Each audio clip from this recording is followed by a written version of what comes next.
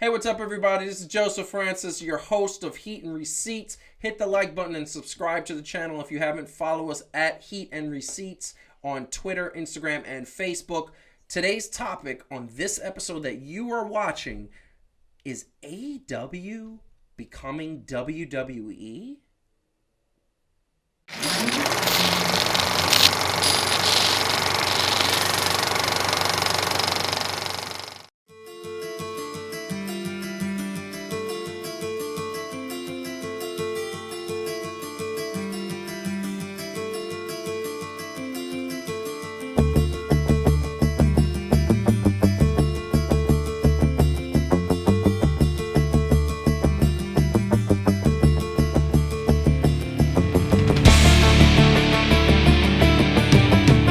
So we are here answering the question, is AEW becoming WWE? There's a lot of wrestling fans out there that think that there are too many firings happening, as we spoke about in our last episode, and a lot of hiring by AEW in particular. For example, Matt Hardy coming over, Miro coming over, Christian Cage coming over. I mean, there's so many people, Mark Henry, Big Show, there's so many former WWE guys that are now being hired to be in AEW, whether as a coach, whether as a producer, or as a talent. And that is what is happening. So a lot of people feel like AEW is taking that road like they're WWE 2.0 or WCW 2.0. There's a lot of feel to that. I know from a production standpoint, AEW uses the same sort of resolution that WCW used to use in the back in the day. So that's like a fun fact as to why it looks very much like WCW. And obviously Tony Schiavone is the voice of WCW and hasn't been anywhere else since WCW. So there are some similarities. But that's the question that I'm going to pose to our panel. And our panel includes Calvin Bringfield on the left and Heidi on the right. So we are answering this question. AEW, WCW / WWE 2.0. Is that what's happening here? Who wants to go first? I'll go first. I'll go first. I'll go first. And I think I can do it in 5. I have 5 reasons why AEW oh my God, it's not 3 things anymore. Is absolutely not becoming WWE. And I'll go through them quickly. Yes. Okay. Reason number 1, factions. AEW is a foundationally faction-based organization. WWE seems to have forgotten what a faction is. Okay? Yes, they have. Reason number 2, a genuine tag team division with real tag teams that fight like tag teams. Right? Yes. Okay. That are phenomenal. 3, cross-promotional activities. So they actively are collaborating with Impact, with New Japan Wrestling. Their wrestlers are moving from promotion to promotion. That is something, I'm sorry, whatever rumor anyone might be hearing, I cannot imagine Vince McMahon ever really being fully on board because he needs control. He's not going to allow that sort of thing. So the freedom and the cross-promotional awesomeness that's been going on at AEW, very different. Reason number 4, the quality and like the caliber of the wrestling. I know our friend Marcus would say it isn't hardcore. It's not hardcore, but it's a heck of a lot more hardcore than what happens at WWE. So I think the caliber of and the pacing of the wrestling is just super exciting. And the last one is the creativity of the storylines. I think, and you mentioned on the last show, the evolution of the storyline with MJF infiltrating the Inner Circle and then betraying the Inner Circle and creating the Pinnacle. When you look at Kenny Omega's journey and the whole storyline with the Young Bucks, so many really, really great storylines the whole thing that happened between Kenny Omega and Hangman Adam Page, which you can't help but feel like we're going to see the resolution of somewhere down the road. So they're building these layered stories. John Moxley versus Eddie Kingston. Now John Moxley and Eddie Kingston thick as thieves, which is one of my favorite things in the world. So all 5 of those reasons are why I don't care how many humans from WWE show up on AEW. AEW is a foundationally different product that has been created, I think, very deliberately to be a different product, and they seem to be very consistently hanging on to what has distinguished them from WWE since day one. Very much. Now, Calvin, obviously, you heard those 5 reasons. So, WWE, there's a lot of similarities. AEW, just because of the people and the five Very, reasons Heidi gave. What do you think very about Big that? E esque. First of all, very, very old school Big E Langston esque with the 5 count. Appreciate that. Love the throwback to that. He should actually go back to that when he was a monster, but that's a different show. Um, Different era. and I will say that no, they are not WWE. But I think that if they don't keep the eyes on the prize, they can be WCW 2.0. Very And what I much. mean is, they are a different product, even if they're swapping, right? They're kind of swapping toys right now. Um, with all of that, but they can if they're not careful, they can fall into the pitfall that WCW did, right? And for And those who don't know, what is that? getting a little too out of control, right? Like I love the fact that some wrestlers have creative freedom because some people need to have creative freedom. Some people need to have a writing team, and that's fine, right? Like that doesn't make you a bad wrestler or entertainer or whatever you want to call it, right? That some people can follow the script that somebody else has for them, and some people can control their own character. It's Mm-hmm. just the nature of things and allowing people to do that. But WCW had gotten out of hand because everybody wanted creative control, right? And so Uh, everybody started to have, and I'm Yeah. not saying that that's where AEW is going, but if I had a concern about what they would need to watch out for, because if the goal is just to be on the level of WWE, like sheer, I mean, you talking about global juggernaut because of the years out and something that's just starting. So they still got a long ways to go to catch up with that. But I think that they should continue on their path, not worry about really what WWE is doing, and continue to only sign people that make sense for the product that they're trying to put out, right? And not I just mean, because they might have been a big name. I think Yeah. Calvin's got a really good point because when I think about it, like not every story, like in general, they're very good, but not Yeah. every storyline in AEW has been successful. When I think about the ones I just mentioned, right? So you have Jericho and MJF Oh, concocting that great. amazing story, and everybody knows Jericho is just a genius at this stuff. You have John Moxley and Eddie Kingston, who also know how to tell a really great story and are hilarious and great on the mic. So they're great at being in creative control. And then you have Don Callis and Kenny Omega What did they and the call him Bucks. that had you cracking Oh, up? I'm sorry. The other day when Excalibur Calvin, you're going to love this. called Don Callis to his face a walking urinal, I could not stop laughing. Like that was, and he literally introduced me. He's like, and here with us at the announce table, walking urinal, Don Callis. And I was like, that is the best thing. The walking urinal, John Callis. Don Callis. But I mean, if you think about those stories that I just mentioned, but then you think about the people who were responsible for them, right? Some of the best minds in wrestling Yeah. were responsible for them. So, Calvin, I think you do have a really good point. There's certain people that have extraordinary minds for wrestling, and it's fine to give them creative control.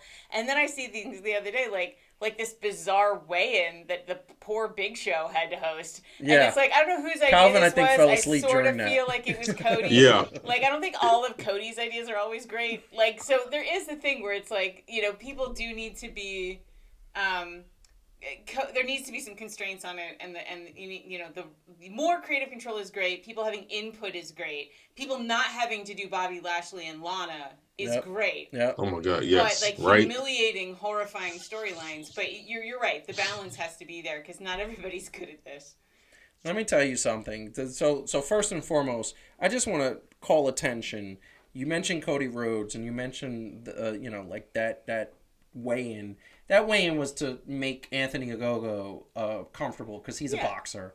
And you know what's interesting? I feel like that the what is it? The Factory now, that's another faction which we've neglected. The Factory reminds me very much of the Nation without the Afrocentric idea of the Nation being what it was before The Rock came, because QT Marshall is clearly Farouk right before he got taken over. Like know. right before The Rock took him over. QT Marshall is not lasting in that role. Because the Farouk's best years were with the Accolades. The Accolades is in my opinion. You know, obviously he had great matches before them, but I just thought he was the best character when he was with the Accolades, and that was post the Nation. But the Accolades or APA. APA. Okay. I mean, both of them. I mean, when he was with the Accolades with the Undertaker. But I digress. I'm going over a little bit of tangent. I'm getting back to the topic at hand. Here's the bottom line. It bothers me that certain fans out there, and you know who you are. I love you, but you know who you are. Sit up here and say that they're annoyed that AEW is becoming WWE. You want to know why? Because let's talk about. I'm gonna put on my fan to fan hat for a second.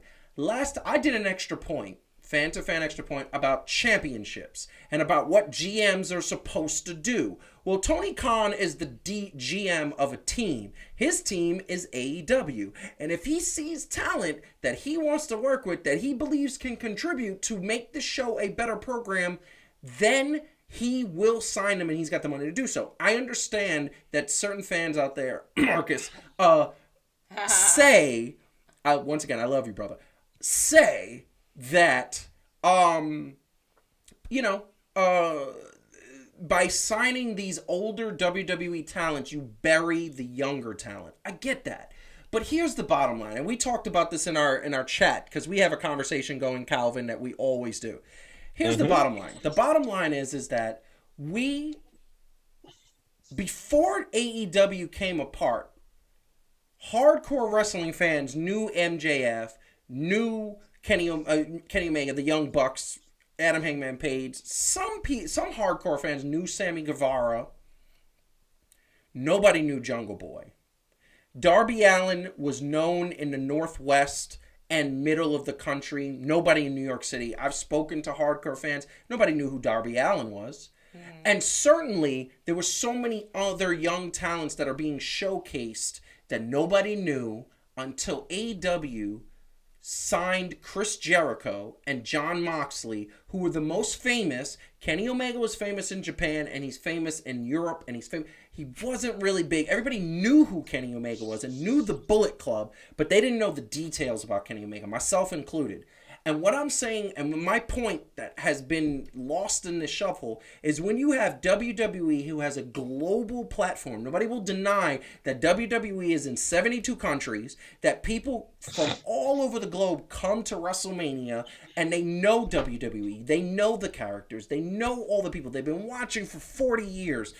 Nobody will deny that their exposure is bigger. And when you have talent on an exposure platform like that, globally, they are going to know more people, and they are going to bring fans to the show. And the bottom line is that's what it's all about. It's about ratings, ticket sales, and merchandise sales. Because in the end of the day, Tony Khan is trying to put WWE out of business. So is a lot of the wrestlers that he has signed. So when people say, is AEW becoming WWE 2.0? It bothers me, because no, they're not. Because WWE is too busy worried about commercial storylines, commercial characters, and production value that is unnecessary and takes away from the wrestling. Although I will say one of the best production graphics I've ever seen is the Roman Reigns statue with his new music. That is hot as fire.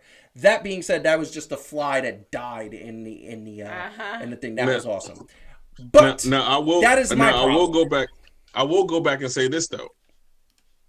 In order to do that, and I get it, it's competition, so you're trying to take down the competition. Like I said, then Tony Khan better not pull a WCW. They were on top for 19 weeks, and ironically, it was your man Tony Schiavone, or our boy Tony Schiavone. They were on top for 42 weeks, bro. What are you talking about? 2.5 years, man. But Tony Schiavone was the one that actually derailed it. Right? They derailed themselves. Yeah. Yes. By announcing WWE's plan, right? So, like, that's the thing. If they're going to do it, it has to be a long game. And in order for it to be the long game, they can't play WWE's game. But see, this is the thing that I'm saying. Don't you think it is the long game? Because Jericho himself said, everybody watched this Broken Skull section. We talked about it a couple of episodes ago, where he said, My idea was to sign with AEW because people know me. I'm a global brand. He was on Dancing with the Stars, and I know that that's not really a big deal in the wrestling fan world. But in terms of ratings, in terms of people knowing him, there are regular people that don't watch wrestling at all that know Chris Jericho, that know John Cena, that know Roman Reigns, that know The Rock, that know Stone Cold, because they are beyond wrestling. And the fact is that Chris Jericho, and I'm going to, after this, I'll let Heidi get in there on this. The fact is that Chris Jericho, Christian Cage, Matt Hardy, those are the three. Those three people are some of the greatest minds in the history of wrestling. They are very well aware that their days are numbered, that they are not trying to take over the scene. And the match with Jungle Boy and Christian Cage to end that the Casino Battle Royal, shows that Christian Cage is not in AEW to take over. He's in AEW to put those younger talent over. So that was, So I want to say, like, a couple of things. Like, one, you're absolutely right. If you don't have a show, if you do not have a promotion with major stars, you are not going to be on a national network. Yes. So, bottom line, this show is not on TNT if it does not have Chris Jericho, John Moxley, etc. Right? Yes. So there is just a reality to that, and you can say, well, that's fine. I don't mind going to some obscure network or like watching my favorite promotion on YouTube, and if that's what you want, like, that's fine. But a lot of people would like to see it on a major network that they can actually watch. So you got to think about the value of that, because it just doesn't happen without that. And let me just say one more thing, which is, I also think you have to respect the way that AEW, I think, has been very strategic about how they've used these big names. So you notice when Miro came on, he didn't go for a belt right away. He had this whole storyline with the best friends. And that's another one, really quick. That's another one. Orange Cassidy, I had never heard of before AEW. This isn't the second thing I want to say. Look at what Jericho did. So yes, Jericho came in and he had the big fights, right? But then he put Jungle Boy over. He put Orange Cassidy over. I took those guys way more seriously after they fought Chris Jericho with great matches. Yes, and that's the point that wrestling fans right there miss. Chris Jericho lost to Orange Cassidy. Chris Jericho lost to Jungle Boy. And it was Chris Jericho that said, I'm going to make these guys. And by the way, a lot. And by the way, in the inner circle, who has the loudest voice? It's not Chris Jericho. Yes, Chris Jericho gives the last speech.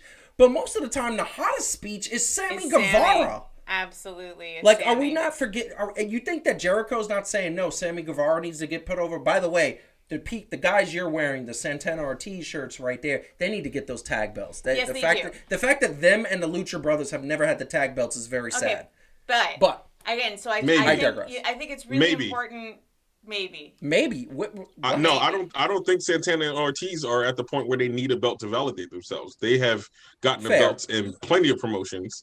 Oh, they get to do all the stadium stampedes, which are amazing. And by the way, you're right about that. They don't need to validate. I just think they deserve it. It would be so. It would be so cool. So I just want to say, like, that's also part of why I think that the AEW is they're just being smart when they bring these guys over. Yes. And when they bring the older guys over, a lot of times they're in this sort of more mentor role. But again, that establishes somebody. Like, Sting shows up in a mentoring role to Darby Allin. What does that do for Darby Allin? It does amazing things for Darby Allin. Sting is Mount Rushmore of wrestling. Yeah, and the same thing with bringing over people like Mark Henry, Big Show. Like, they're using these people, I think, Arn Anderson. Like, they're using people really well to actually do the thing that I think some people are arguing is the danger, right? That you're going to overshadow the younger guys, the guys you're trying to bring up. I actually think they're doing a good job of using those established guys to shine a spotlight on some of the newer talent. And I want to say this, and then I'm gonna mention something and ask Calvin about it.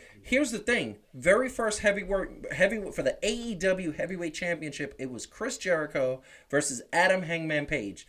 Do you want to know why? Because nobody in the States besides hardcore wrestling fans knew about Adam Hangman Page, which was a tragedy. But he was in New Japan Wrestling with the Bullet Club, and hardcore fans knew that. Other fans didn't. And the name of the game, wrestling fans out there listening to this argument, is ratings, believability, and money, whether you like it or not. Calvin, you think we should check out GCW, though? Because apparently that is the new flavor on the block that is getting all the people rowdy. I'm going to show a clip right now. I want everybody to these couple of clips. And then, Calvin, that's the question. Should we watch GCW? But check this clip out. Gotta talk about this next matchup here with Joey Janela coming out here against Leo Rush. What a historic match. California, terrestrial from the sky, Matthew Personified, look into the eyes of Chris Dickinson. Bring it to. And again for Tremont, he lost a lot of blood in Japan. You know, he seemingly held together here with crazy. Climb to the top of the deathmatch mountain. Oh no! Come on! I told you justice was coming! Oh, double stop! God! How did he not? I felt that. Zayn trying so. And Cologne! Oh, what a. Oh my God! 3D? Are you kidding me? 3D! Through the back of his neck is Casanova. Beautiful. Zayn, let's be honest. Hey, listen. Oh my God! In the corner, no! The leg. Oh my. Oh. God! That's it! For that guy, so fuck that guy. Oh, wait. Oh! Time. Hopefully his dick ain't cut. There we go. Taco driver, but Deppin! Oh! God, right push it through that. He made him a glorious strike. Going for here. Oh my God! Oh! Speaking of version. Havoc with the superplex! No! Oh my! Oh, what a head scissors off that trampoline by Low. You're a GCW when you're on the outside. Oh! All right, Calvin, you saw that clip, that woman being driven through the table, Matt Cardona debuting, pretending to be John Moxley, and John Moxley showing up in GCW. What do you think about this new league? Because this is the first time I'm hearing about it, like in the last couple days. Now I will say, and I'm a different kind of wrestling fan than a lot of people, which is fine, right? I tend to like wrestling. I realized I like wrestling. I used to be a WWE guy, then I realized there was other things, and I like wrestling. Yes.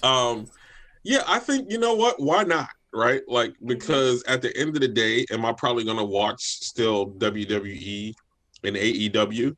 Well, NXT primarily for me, and Roman Reigns and AEW. Right. Yes, right? Like, I don't think that they're going to take away from it. I don't even think that you know, I would look at a GCW and go, oh, AEW, you need to watch out. Yeah. Because what's going to happen is going to happen. But yeah, no, I like to watch the different promotions just to see how they kind of do. Because everybody kind of brings something, right? Like, you can't do everything on a show, right? And so, you know, sometimes these younger ones that are hungry, you get to see a lot of good matches, you know, from them and things like that. So, yeah, I mean, I might check it out a little bit and see how I like it. I mean, the only problem I have with checking it out is that we already got like 9 hours of wrestling to watch per week. So I'm like, where am I going to find the time to do it? Plus, I got NBA playoffs. Plus, I got a lot of things. First off, if you watched one Raw this year, you watched all of them. So I'm not sure why you keep on wasting your time. Fair enough. Listen, we don't watch Raw. We go to one or two parts and we fast forward past the rest. I mean, so it's so bad. Raw is just horrible, and it's sad because I love Bobby Lashley as the champion and I love MVP with him. But wow, besides those two guys, The New Day and Randy Orton and Matt Riddle, it's like poor AJ too. I love AJ, but wow, he's in a horrible storyline. So GCW, look, I'm going to check it out. With the interesting clips that we shown, but I need to see some more. I got to see where you can watch it, because I don't know if you can watch it. It's on, like, Fight. Is it? Yeah. All right. Fight is a good network. I do like that. But, all right, we are going to get out of here. What do y'all want to say to the people? Calvin, you get to go first this week. Hey, you know what? I love conversations like this because the world of wrestling is so big and everybody has their values and their views and opinions on it. And I just love to hear the passion that comes from it. So, you know what? Keep on doing what you're doing. Keep on being passionate about wrestling like we are. Come at us. Look, write down in the comments after you see this what you feel about this, whether you agree or whether you don't. We'd love to have this conversation, and let's keep it going. I love that. Heidi, what do you want to say to the people? Wrestling fans are not shy, which is great. And there is so much out there. I mean, it's just I know that I'm relatively new to wrestling as a fan, but it does sort of feel like it is I feel like this way about Marvel movies too. Like, it is an amazing time to have been a comic book nerd your whole life because of the extraordinary amount of content we have now in the comic book universes. And I feel like that about wrestling. Like, this is just a fantastic time, even compared to like 5 years ago, to be a fan of wrestling. We have more access to more amazing wrestling than I think there has been in a long time. So it's a time to feel very fortunate. Love it. I love it. I love it. That is a great thing. So I agree with everything that was said. And one of the things that I'm going to say repeatedly is that wrestling there's a lot of people that don't watch wrestling anymore, and I understand why. But when you get to a promotion that follows through on storylines, develops characters, surprises you. Like I said, I haven't been surprised in pretty much a decade and a half of watching wrestling, and the Pinnacle being revealed as MJF's faction surprised me. I didn't see it coming. I didn't know where it came from. It was dope. Wrestling is going to do that. Wrestling is going to surprise you, and I think that there are several moments still left in the history of wrestling to surprise us all. So, hit the like button. Definitely leave a comment below if you agree, disagree, if you hate what we said, if you want to just yell at us. We want to hear from you. Also, follow us at Heat and Receipts on Instagram, Facebook, and Twitter. And by all means, understand that we are wrestling fans, so we definitely are going to keep covering. By the way, big announcement as of the show, we booked our tickets to AEW appearing at the Prudential Center in Newark. So we are going to be there, and it's going to be awesome. So, very excited about that. Have a good night. Make sure that you share this with wrestling fans all around, because we want more viewers and more people watching and commenting and all of that stuff. And if you're good and if you're awesome and share it, we might have to do a live show, which would be really, really good. So, have a good night. Peace out.